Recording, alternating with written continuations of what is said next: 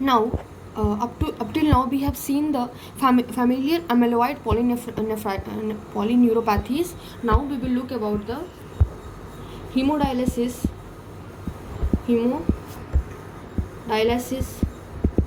associated amyloidosis. Okay, when the patient is having a long term patient on long term hemodilation for renal failure, they can develop amyloidosis as a result of deposition of beta 2 microglobulins.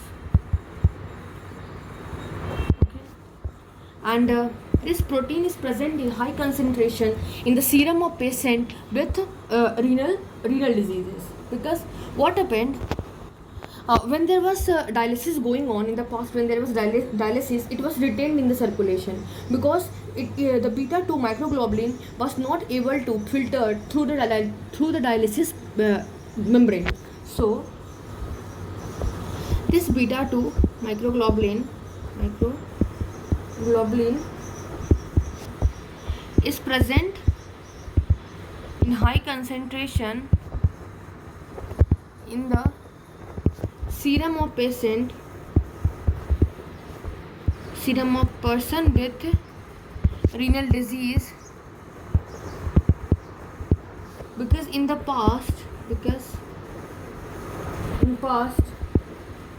it was retained in the circulation.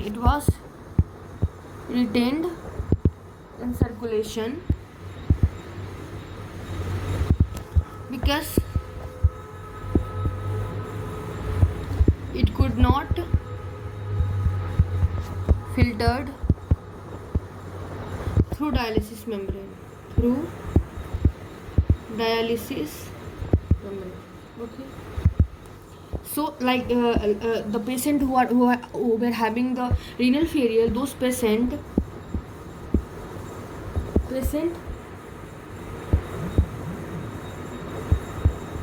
develop a symptom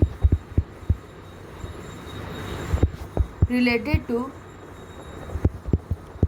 beta 2 microglobulin deposition where in joints,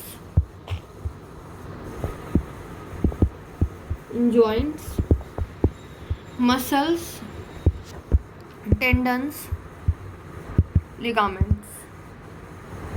Okay, and it is most commonly seen in the carpal tunnel syndrome. But now the advancement of the technology, now such dialysis membrane is found in this society that they could also filter beta 2 microglobulin. So this kind of hemodialysis associated amyloidosis has been decreased. Okay. Now we will look the localized. Till now we have read about the systemic amyloidosis. Now we will look about localized amyloidosis.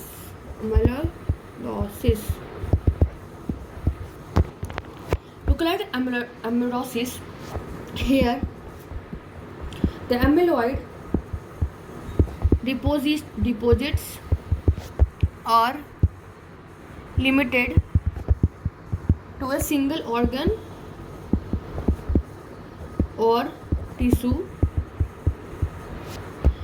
without involvement of any other site in the body. Okay, and this deposit will be grossly detectable as nodular masses. Okay, when we do the microscopic examination. So on microscopic examination,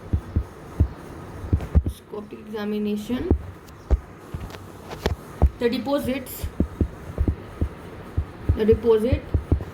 may produce grossly detectable nodular masses. Okay.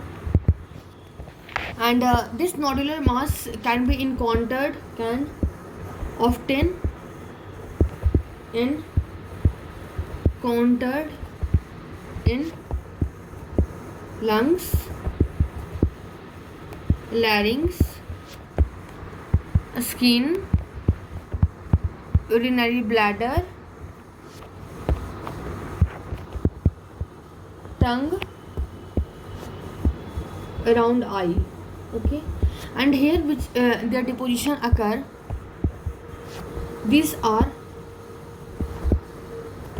infiltrates of lymphocyte and plasma cell in the periphery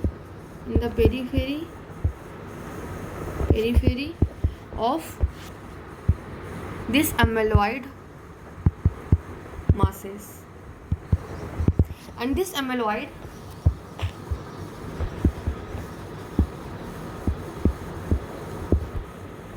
consists of a light chain protein, and they represent localized form of plasma cell derived amyloid.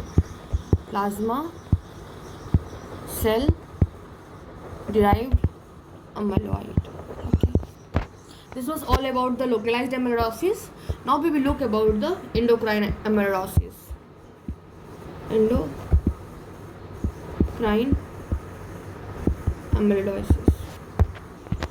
Now, endocrine amyloidosis.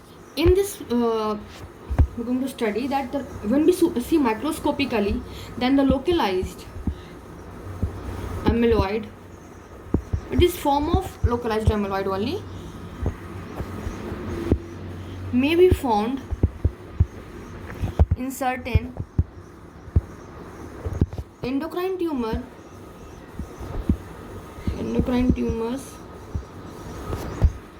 Example, medullary tumor, or you can write medullary, thyroid carcinoma, pancreatic islet tumor, pheochromocytoma, and type 2 diabetes mellitus, islet of Langerhans associated. Okay. Like we will look some detail example in medullary thyroid carcinoma, that is where deposit occurred, in the thyroid deposition occurred, and chemical nature is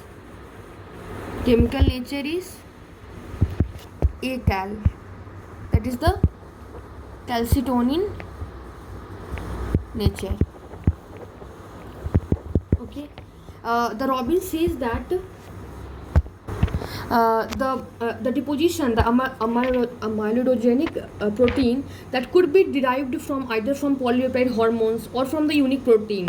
So in the medullary thyroid carcinoma, the origin, the derivation is from polypeptide hormones. Example is of medullary carcinoma. Okay. So here we have read that it is the calcitonin. Okay. Calcitonin nature. Now second example we will look of in insulinoma. In insulinoma, organ where it is deposited is islet cell of pancreas, and chemical nature is amyloid islet associated polypeptide. Okay, so this could be polypeptide hormone, okay, or they could be a that could be from unique proteins, and that is amyloid islate associated polypeptide. Okay, this covers the endocrine amyloid. Now we will look about the amyloid of aging. Amyloid of aging. In the amyloid of aging, the amyloid deposition in some person with aging, the amyloid deposition occur. Okay, like we will see senile systemic amyloidosis, that refers to systemic deposition of amyloid, that refers to systemic deposition of amyloid in elderly patient, okay, like in 70s 80s age group. In the elderly patient, because of dominant involvement and related dysfunction of heart, it was also called as senile cardiac amyloidosis. Okay, and because means in those patient who has restrictive cardiomyopathy